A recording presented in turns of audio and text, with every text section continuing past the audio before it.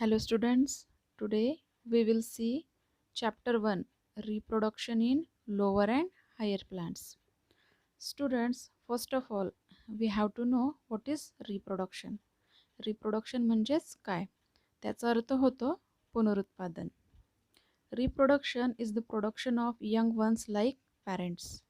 आता याची डेफिनेशन करायची झाल्यास it is a biological process in which an organism give rise to offspring.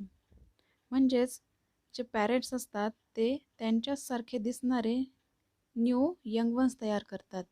They produce their young ones similar to them. यालाच reproduction असं म्हणतात. आता हे रिप्रोडक्शन महत्त्वाचं आहे. का महत्त्वाचं आहे? Because it leads to continuation of species as well as to maintain the continuity of the life. आता ही जी आपली जीवसृष्टी आहे त्याच्यावर जे लिव्हिंग ऑर्गॅनिझम आहे ते रिप्रोडक्शनद्वारे त्यांचे यंग वन्स तयार करतात. त्यांच्यासारखे दिसणारे त्यांचे यंग वन्स तयार करतात through the process of reproduction. आता ही रिप्रोडक्शन जी प्रोसेस झाली नसती तर जेवढे काही लिव्हिंग ऑर्गॅनिझम आहे जे आपल्या सृष्टीचं जे जीवनचक्र आहे ते तसं चाललंच नसतं.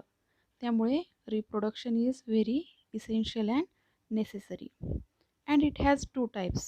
First is asexual reproduction म्हणजेच अलैंगिक प्रजनन and sexual reproduction लैंगिक प्रजनन. First we will see asexual reproduction. Asexual reproduction does not involve fusion of two gametes or sex cells. It is the process resulting in the production of genetically identical progeny from a single organism and inherits the genes of the parents. आता या asexual रिप्रोडक्शनमध्ये काय होत असेल की याच्यामध्ये दोन गमिट्सचं म्हणजेच sex cells that is male sex organ and female sex organ त्यांचं फ्युजन होत नाही, म्हणजेच एकत्रीकरण होत नाही. Here without fusion of male and female gamete that parents reproduce their young ones. या प्रकारच्या रिप्रोडक्शनमध्ये काय होतं की मेल फिमेल गमिटचं फ्युजन न होता नवीन जीव तयार होतो. त्यालाच असेक्शुअल रिप्रोडक्शन असं म्हटलं जाते. आणि जो नवीन जीव तयार होतो तो मॉर्फोलॉजिकली अँड जेनेटिकली आयडेंटिकल असतो त्याच्या पॅरेंट्ससारखा आणि त्याला क्लोन्स असं सुद्धा म्हटलं जाते. आणि याच्या काही आता वेगवेगळ्या पद्धती आहेत asexual रिप्रोडक्शनच्या. First is fragmentation. Multicellular organisms can break into fragments due to one or the other reasons. These fragments grow into new individuals. Multicellular organism म्हणजे जे अनेक पेशी ऑर्गॅनिझम असतात ते फ्रॅगमेंट्सच्या थ्रू रिप्रोडक्शन करतात. आता फ्रॅगमेंट्स म्हणजे काय तर तुकडे तुकडे होतात. आता इथे एक्झाम्पल दिलं आहे स्पायरोगायरा. स्पायरोगायरा ही एक अल्गी आहे. त्याचं स्ट्रक्चर असं लांबट पट्टीसारखं असतं आणि ते काही कारणांमुळे तुटल्यामुळे त्याच्यापासून काय होतं त्या तुकड्यापासून त्याचं दुसरा न्यू इंडिव्हिज्युअल्स तयार होतो. Second is budding. It is the most common method of asexual reproduction in unicellular yeast. Usually it takes place during favorable conditions by producing one or more outgrowths. These buds on separation develop into new individual. आता budding is a type of asexual reproduction. तर इथे ईस्टचं example दिलं आहे. East is a fungus. आता इथे त्याची एक diagram दिली आहे ती आता आपण पाहूया. ईस्ट. आता इथे हा एक वेल डेव्हलप्ड मदर सेल आहे. This is mother cell. In favourable conditions या मदर सेलवर काय होतं की बर्ड्सची आउटग्रोथ होते. These are the buds. आणि ही बर्ड्स असे तयार झाल्यानंतर त्यांची एक चेन तयार होते. यालाच काय म्हटलं आहे chain of birds. Chain of birds. अशा प्रकारे या मदर सेलद्वारे इथे बर्ड्सची निर्मिती होते आणि त्यांची ग्रोथ झाल्यानंतर त्यांची वाढ झाल्यानंतर ते त्या मदर सेलपासून डिटॅच होतात म्हणजेच वेगळे होतात. यालाच काय म्हटलं जाते budding in yeast. Third is spore formation. In Chlamydomonas asexual reproduction occurs by flagellated motile zoospores which can grow independently into new individual. Chlamydomonas is a unicellular algae. आता हे क्लामॅडोमोनास कसं रिप्रोड्यूस करतं ते इथे खाली डायग्राममध्ये दिलं आहे. आता ती डायग्राम आता आपण पाहूया. Chlamydomonas is a unicellular algae. Algae म्हणजेच शेवाळ. आता इथे हा एक पॅरेंट सेल आहे. Parent cell. Here reproduction occurs by flagellated, means this motile zoospores can grow independently and form new individuals. आणि जो नवीन इंडिव्हिज्युअल तयार होतो त्यालाच काय म्हटलं जातं? झूस्पोर्स. अशा प्रकारे क्लामॅडोमोनासमध्ये असेक्शुअल रिप्रोडक्शन होतं. Vegetative reproduction. Plants reproduce asexually through their vegetative parts. Hence, the new plants formed are genetically identical to their parents. आता काय होतं? Plants reproduce by both sexually and asexually. प्लांट्समध्ये दोन्ही प्रकारचं रिप्रोडक्शन होतं, सेक्शुअल अँड असेक्शुअल. आता फ्लावरमध्ये male and female gametes दोन्ही प्रेझेंट असतात. त्यामुळे जिथे फ्लावर आहे तिथे सेक्शुअल रिप्रोडक्शन होतं आणि जिथे रूट, स्टेम आणि लिव्ज आहे तिथे असेक्शुअल रिप्रोडक्शन होतं. आता याच्या काही खाली मेथड्स दिल्या आहेत. First is cutting. The small piece of any vegetative part of a plant having one or more buds is used for propagation. For example, for stem cutting, rose, leaf cutting, sansevieria, and root cutting, blackberry.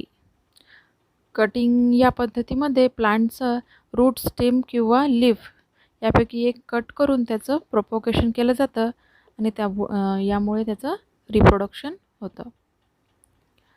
B. Grafting. Here, parts of two plants are joined in such a way that they grow as a one plant. In this method, part of the stem containing more than one bud is joined onto a rooted plant called stalk is called grafting. Grafting मध्ये काय होतं की दोन plant अशा रीतीने एकत्र जोडले जातात की त्यांची वाढ ही एकत्रच होते. इथे एक्झाम्पल दिला आहे ॲपल, पियर अँड रोज. आता इथे या डायग्राममध्ये तुम्ही पाहू शकता की ग्राफ्टिंग हे कशा पद्धतीने होते. C.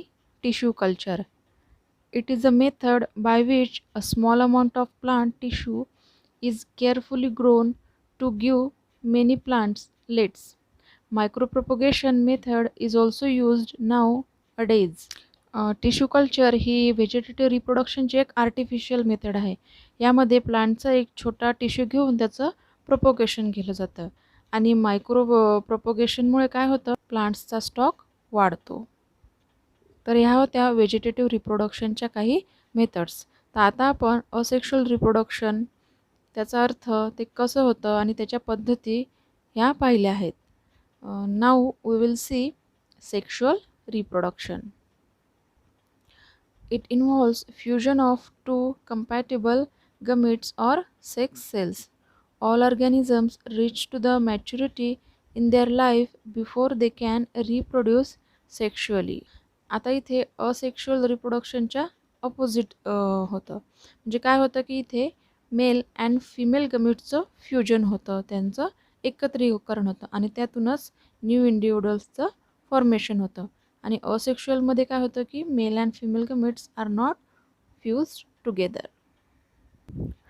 The flower is specialized reproductive structure of a plant in which sexual reproduction takes place. The function of flower is to produce haploid gametes and to ensure that fertilization will take place. Typical flower consists of 4 different whorls, that is calyx, corolla, androecium and gynoecium.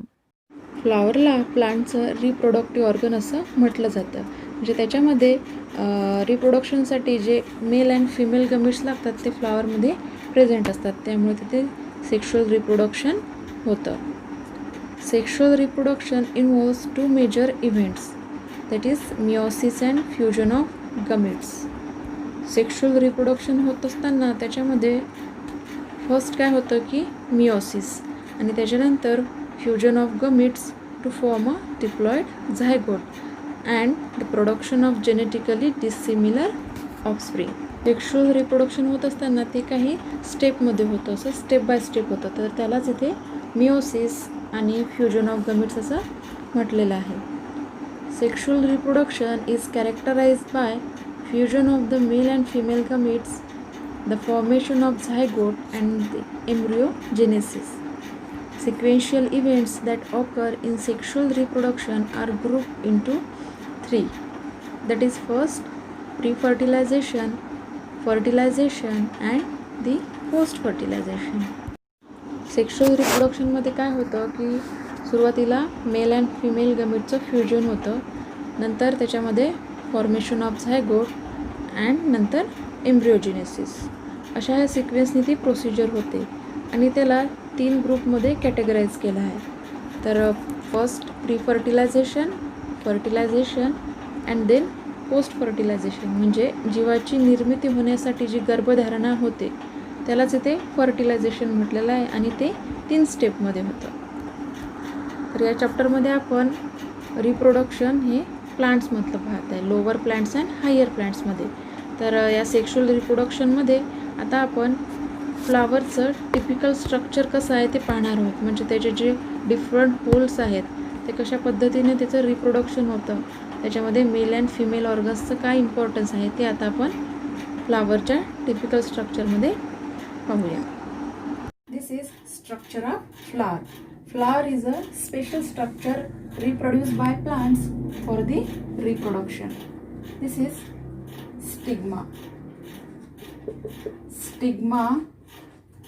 Here is style. This is called style, and this is ovary. Ovary. And these 3 structures, stigma, style, and ovary, it makes pistil. And pistil is a female reproductive organ. Here, this is anther.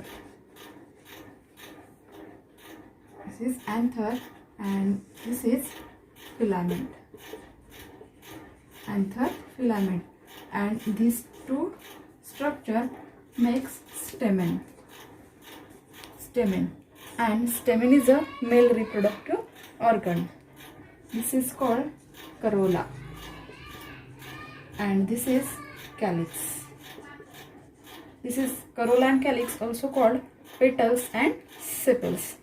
So students, this is all about the structure of flower.